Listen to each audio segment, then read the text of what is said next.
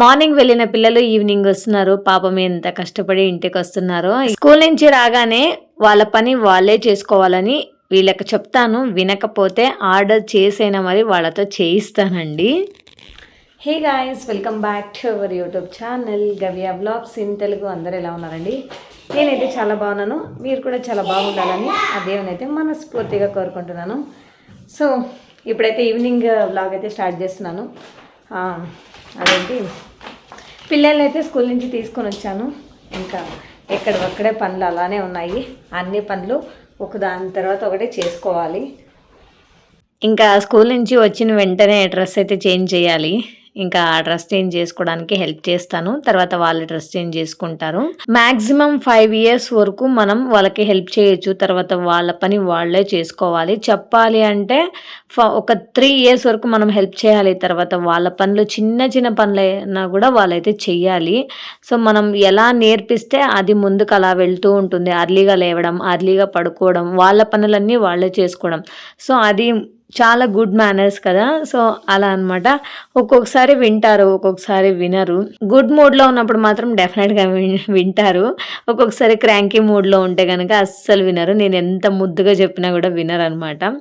But okay, anyway మనం ఎలా చేస్తామో అవి చూసి కూడా నేర్చుకుంటూ ఉంటారు. సో మా పెద్ద పాప ఎలా అంటే తను ఇంట్రెస్ట్ ఉంటే కనుక తనకి చేసేస్తుంది అనమాట. సో తను ఎంతగా లెర్న్ చేసింది అనేది నాకైతే నిజంగా ఒక రీసెంట్గానే తెలుసుకున్నాను. అంటే నేను ఎలా ఫోల్డ్ చేసి పెడతానో బెడ్షీట్స్ కానివ్వండి, సో నేను ఎలా క్లీన్ చేస్తానో, ఎలా ఇల్లు అయితే చేసుకుంటామో, సో అవన్నీ కూడా తను చూస్తూ ఉంటుంది. కాబట్టి అలానే సేమ్ యాజ్ ఇట్ ఈస్గా నేను ఎలా చేస్తానో అలానే చేస్తుంది. సో నేను కూడా షాక్ అయ్యాను. సో నాకు అనిపించింది ఒకటే, మనం పెద్దవాళ్ళు ఏం చేస్తే అదే ఫాలో అవుతారు. మనం అరిస్తే వాళ్ళు అరుస్తారు, మనం స్మూత్గా మాట్లాడితే వాళ్ళు స్మూత్గా మాట్లాడతారు. సో అలా అనమాట. నేను ఇంట్లో ఒక్కొక్కసారి ఏంటండి ఫ్రస్ట్రేషన్లో అరుస్తూనే ఉంటాను. సో అలాంటి టైంలో ఇంకా పిల్లలు కూడా అరుస్తారనమాట. సో అది నా నుంచే నేర్చుకుంటారని అనిపించింది. So maybe we should not shout. తర్వాత ఇక్కడ వచ్చేసి ఇంకా టీ ప్రిపేర్ చేసుకొని టీ తాగేసాను. తర్వాత గుడ్లు అయితే ఉడకబెట్టాను. నైట్ది రసం చేశాను, ఆ రసం ఉంది. ఆ రసం, రైసు, అలాగే ఎగ్స్ ఉడకబెట్టి ఇంకా దానికి జస్ట్ అలా బాయిల్డ్ ఎగ్ లాగా సైడ్ డిష్కి చేసుకొని తిందామని చెప్పేసి అలా ప్లాన్ చేశాను. ఇంకా ఫస్ట్ పాత్రలన్నీ కూడా నీట్గా తోమేసుకున్నాను. తర్వాత ఎగ్స్ అయితే ఉడికించాను. ఇప్పుడు అది కర్రీ చేయబోతున్నాను. నాట్ కర్రీ, జస్ట్ ఒక ఫ్రై లాగా. ఫస్ట్ ఆనియన్స్ని ఫ్రై చేసుకొని తర్వాత అల్లం వెల్లుల్లి పేస్ట్ వేసుకొని, అల్లం వెల్లుల్లి పేస్ట్ ఫ్రై అయిన తర్వాత ఇప్పుడు కొద్దిగా పసుపు, కొంచెం కారం, కొద్దిగా ధనియాల పౌడర్, అలాగే egg masala, egg masala powder కొద్దిగా వేసుకొని ఒక 2 నిమిషాలు ఉప్పు వేసుకొని ఒక 2 నిమిషాలు అలా మంచిగా ఫ్రై చేసుకోండి. తర్వాత మనం ఉడకబెట్టిన ఎగ్స్ని ఇందులో వేసుకోవాలి. 2 సైడ్లు కూడా నేనైతే ఇలా కట్ చేసి వేసుకున్నాను. అప్పుడే మనకి మసాలా అనేది మంచిగా ఎగ్స్కి పడుతుంది అని చెప్పేసి ఇలా మధ్యలోకి కట్ చేసుకొని వేసుకుంటున్నాను. మీరు కావాలనుకుంటే అలాగే కూడా వేసుకోవచ్చు. ఇలా వేసుకున్న తర్వాత ఒక 2 నిమిషాలు ఫ్రై చేసి తర్వాత ఇంకొక సైడ్ తిప్పి ఇంకొక సైడ్ కూడా మంచిగా రోస్ట్ చేసుకున్నాను. సో లాస్ట్లో కొద్దిగా కొత్తిమీర వేసుకొని ఇంకా స్టవ్ ఆఫ్ చేసేసుకుంటే మనకి ఎగ్ ఫ్రై అయితే రెడీ అయిపోతుంది. ఇది సైడ్ డిష్గా తినొచ్చు, అలాగే కొద్దిగా రైస్లోకి కలుపుకొని కూడా తినొచ్చండి, బాగుంటుంది. అండ్ నేను ఇప్పుడు అన్నం చేయడానికి ఇక్కడ బియ్యం అయితే కడుగుతున్నాను. ఇంకా కుక్కర్లో పెట్టేస్తాను. అన్నం కూడా ఒక 10 minutesలో అయిపోతుంది. వంట అయిపోయింది, పాత్రలన్నీ కడిగేశాను. ఈ పని అయిపోతే మనకి 90% వరకు అయిపోయినట్టే కదా, ఫుల్ హ్యాపీ అనమాట. ఇంకా ఇల్లు ఉడ్చుకోవడం ఒక్కటే ఉంది. ఇంకా మొత్తం ఉడ్చేసుకొని తర్వాత ఫ్రెష్ అప్ అయిపోయి కొద్దిసేపు కూర్చుంటా అండి. అంటే పిల్లలకి హోంవర్క్ చేయించి చదివించాలి కదా. వాళ్ళకి బిఫోర్ ఫుడ్డే చదివించాలి, లేదంటే ఫుడ్ తిన్న తర్వాత నిద్ర వచ్చేస్తుంది పిల్లలకి. సో నేనైతే ఎప్పుడూ కూడా ఒక్కొక్కసారి వంట చేసుకుంటూనే పిల్లలకి చదివించడం స్టార్ట్ చేసేస్తాను. పనులన్నీ తర్వాత చేసుకున్నా ఓకే, కానీ ఫస్ట్ పిల్లలకి చదివించాలి ఎవ్రీడే కూడా, లేదంటే అస్సలు అవ్వదు. అది మా పెద్ద పాప ఫస్ట్ స్టాండర్డ్ కాబట్టి తనకైతే చాలా ఎక్కువ ఉంటుంది చదివించేది. రోజు కూడా టీచర్స్ ఏది సిలబస్ అయితే టీచ్ చేస్తారో అవన్నీ కూడా మళ్ళీ రివైజ్ చేయాలి ఇంట్లో, లేదంటే పిల్లలు మర్చిపోతారు. ఇంకా ఇప్పుడు వచ్చేసి మా పాపకి రసం వద్దంటుంది. అదే ఎగ్ దాంట్లో ఉన్న కొద్దిగా కర్రీని కలిపి ఇవ్వమ్మ అలానే తింటాను అని. సో పిల్లలకైతే అలానే కలిపిస్తున్నాను. నిజంగా టేస్ట్ అయితే చాలా చాలా బాగునింది. అండ్ నేనైతే కొద్దిగా టేస్ట్ చేసి చూశాను, సూపర్గా ఉన్నింది. ఇంకా పిల్లలకైతే ఇచ్చేసాను, పిల్లలు కూడా ఇంకా హ్యాపీగా తినేశారు. ఎగ్ మనకి ప్రోటీన్ కాబట్టి ఇంకా ఫస్ట్ ఎగ్ తిని తర్వాత ఇంకా రైస్ అయితే తినేసాము. మా పిల్లలకైతే మేమైతే ఎక్కువ ఫోర్స్ చేయమండి, తిను తిను తిను అని. సో వాళ్ళు ఎంత తింటే అంత తినని వదిలేస్తాము. ఒకవేళ తినకుండా అలా పడుకున్నా కూడా ఇట్స్ ఓకే, మా ఆయన చెప్తుంటారు ఇట్స్ ఓకే, అది కూడా హెల్త్కి మంచిదే, ఫాస్టింగ్ కూడా ఓకే ఉండనివ్వు అంటారు. ఎస్పెషల్లీ మా చిన్న పాప స్కూల్ నుంచి వచ్చిన తర్వాత ఏమైనా తినింది అంటే ఇంకా నైట్ అసలు డిన్నర్ చేయదండి, ఇంకా స్కిప్ చేసేస్తుంది. నైట్ పడుకునే టైంలో అడుగుతుంది, ఏదైనా ఫ్రూట్స్ ఉంటే ఇచ్చేస్తాం అంతే. ఇంకా బట్టలు కూడా వాషింగ్ మిషన్కి వేసాను, అన్నీ కూడా ఆరేసి ఇప్పుడైతే బయటికి వాకింగ్కి అయితే వచ్చాను. మినిమం 10 minutes అయినా వాకింగ్ చేస్తాను, లేదంటే పొట్టొచ్చేస్తుంది, అదొక భయం అనమాట.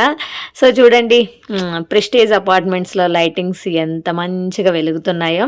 సో మా ఇంటి బ్యాక్ సైడే ప్రెస్టేజ్ ఉండేదండి, సో దట్ ఇలా కనిపిస్తూ ఉంటుంది నైట్ టైం వ్యూ అయితే చాలా బాగుంది. నేనైతే ఇప్పుడు ఎమ్మి డెజర్ట్ అయితే ప్రిపేర్ చేయబోతున్నాను. అదేంటి అంటే తిరమీసు.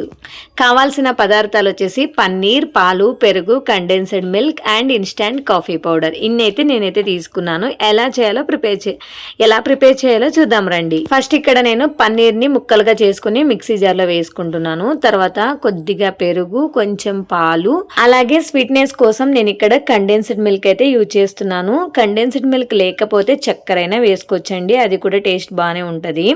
చూడండి పన్నీర్ అయితే ముక్కలుగా కట్ చేసుకున్నాను, కండెన్స్డ్ మిల్క్ ఇప్పుడు వేస్తున్నాను. కొద్దిగా పెరుగు వేసుకోవాలి, లేదంటే పుల్లగా అయిపోతుంది. కొంచెం పెరుగు వేసుకోండి, కొద్దిగా పాలు వేసుకోండి. ఇప్పుడు ఫైన్గా గ్రైండ్ చేసి పక్కన పెట్టుకుందాం. నేను ఇక్కడ నార్మల్గా ఇంట్లో వైట్ బ్రెడ్ ఉంటే ఇదే వాడుకుంటున్నాను. మీరు వీట్ బ్రెడ్, అదే బ్రౌన్ బ్రెడ్ అయినా వాడుకోవచ్చు, లేదంటే రస్క్ అయినా వాడుకోవచ్చు అండి. సో ఈ మూడిట్లో ఏది బెస్ట్ అనేది నేనైతే మీకు చెప్తాను. సో వీడియోని ఎక్కడ స్కిప్ చేయకుండా చూడండి. నేను ఇక్కడ ఇన్స్టాంట్ కాఫీ పౌడర్ తీసుకున్నాను 2 packets. అది సన్ రైజెస్ తీసుకున్నాను, మీరు బ్రూ అయినా కూడా వాడుకోవచ్చు.